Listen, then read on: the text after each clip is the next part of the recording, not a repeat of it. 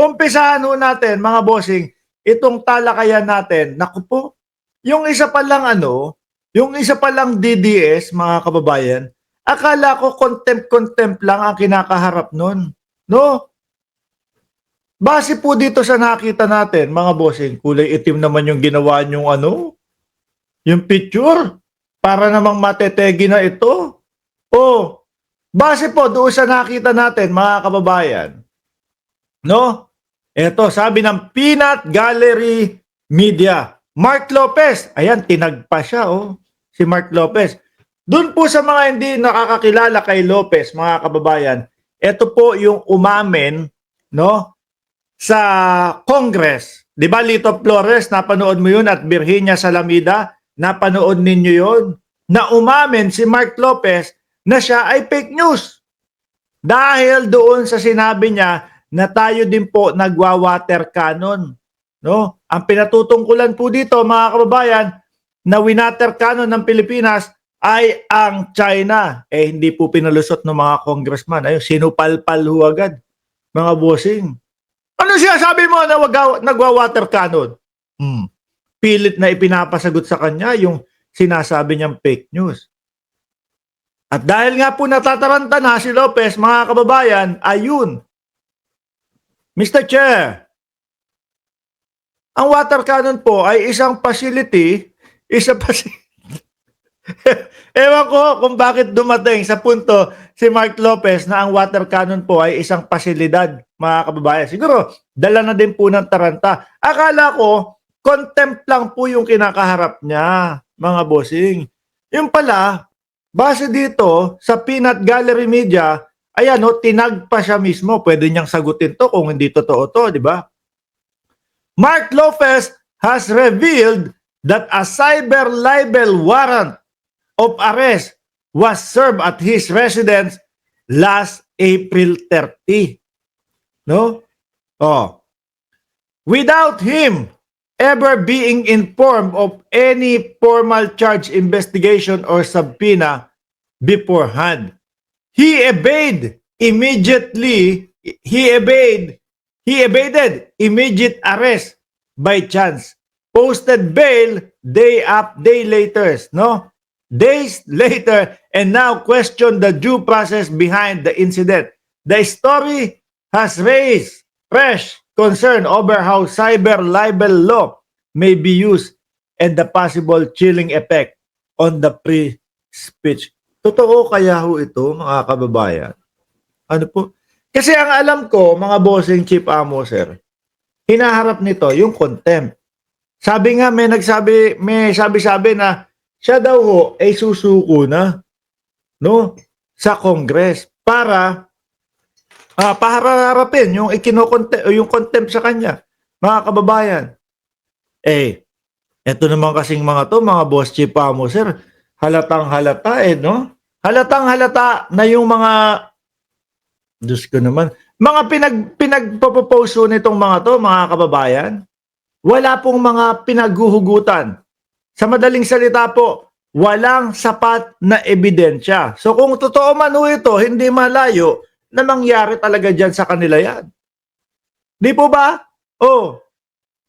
Pero balikan natin yung sa Congress talaga. Tawan-tawa ho talaga ako noon, mga kababayan. Ilan sila doon?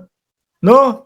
Yung mga DDS nagrereklamo, bakit si Mark Ramos hindi nyo pinapatawag? Bakit yung ibang mga sumusuporta kay Bongbong Marcos na mga vloggers hindi nyo pinapatawag? Nagpe-fake news ba kami? Hindi naman, di ba? Kada makikita nyo ho kami, mga boss chief amo, sir, lagi pong merong mga source na ganyan. Di ba? Lagi pong may binalita ng ABS-CBN, ibinalita ng GMA. Di po ba, Mami Terry at Shiro Kansaki? I am from Tanza, Cavite. Ricardo Silan. Di ba? Lagi tayong may ipinapakita ho, mga kababayan, na materyales. Kaya kapag sinabi, bakit mo sinabi yan? Saan mo nakuha yung balita nan? Ayan po, ibinalita ng GMA. Ayan po, binalita ng ABS-CBN. Di po ba? Hindi ho tayo nagdudulong-dulungan at naggagaling-galingan na kesyo yung mga balita mismong galing sa mga informante natin. Wala ho tayong ganoon, mga kababayan. Wala po tayong, ayon sa aking puting bubwit, base lang ho tayo doon sa mga ibinabalita ng mga mainstream media, mga bossing. Di ba? Kagaya ni Fernando Apuang, live ba ito, Sir Mark? Alam ko na yung mga style nyo. No? Pindutin nyo kasi yung like. Tapos i-commento nyo dyan kung pang ilan yung like ninyo upang madaanan natin ng shoutout ang inyong mga pangalan dyan sa comment section. Di ba? Shoutout sa inyong lahat.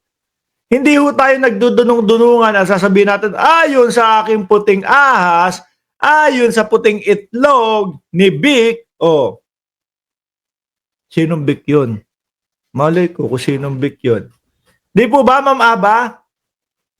Hanggang ano lang tayo, hanggang doon sa balita na ibinalita na po, tapos saka natin re-reactionan, mga bossing. Kaya malayong malayo na mapatawag tayo diyan sa Kongreso. Malay nyo, i-request tayo ni Marcoleta na ipatawag tayo diyan sa Kongreso. Diba? Sasagutin naman natin siya lahat. Hindi naman tayo tatameme lang ho doon. At hindi nila tayo mapapaamin na fake news po ako. Yung mga to, yung mga kasama niya doon, ano sinabi? Yung isa, opo, Mr. Chair, tanga po ako. Biruin mo, umamin na tanga siya. Yung isa, 4 na beses nag-sorry. Hindi naman magso-sorry siguro yan. Kung walang pinakalat na maling impormasyon ho. Di ba? Ang tanong, totoo kayang merong cyber libel ito, mga kababayan? At hindi daw hiniring-hiring, no? Yung kumbaga, bigla na lang daw ipinadala sa kanya. Wala daw due process. Ano naman kayo? Due process na naman. Anyway, alisin ko na ho yan, mga kababayan. Pumunta tayo, no? Doon sa mga achievement po, mga Boss Chief Amo Sir, ni Ben-Hur Abalos. Eto, mga kababayan, nasan ba yun? Baka mga nakakalimot lang, lalo na doon sa mga bago pa lang po narinig yung pangalan o apelido na Abalos, mga kababayan. Ako, hindi ako naniniwala na merong ngayon pa lang nakarinig niyan. No? Alam naman natin na popular po yan si Secretary Ben-Hur Abalos, dati pong Department of Interior Local Government. Naalala nyo si Alice Go, yung Chekwa, no? Mark, ba't mo sasabihin Chekwa? Diyos ko, tayo pa bang mga Pilipino papaikot-ikutin nila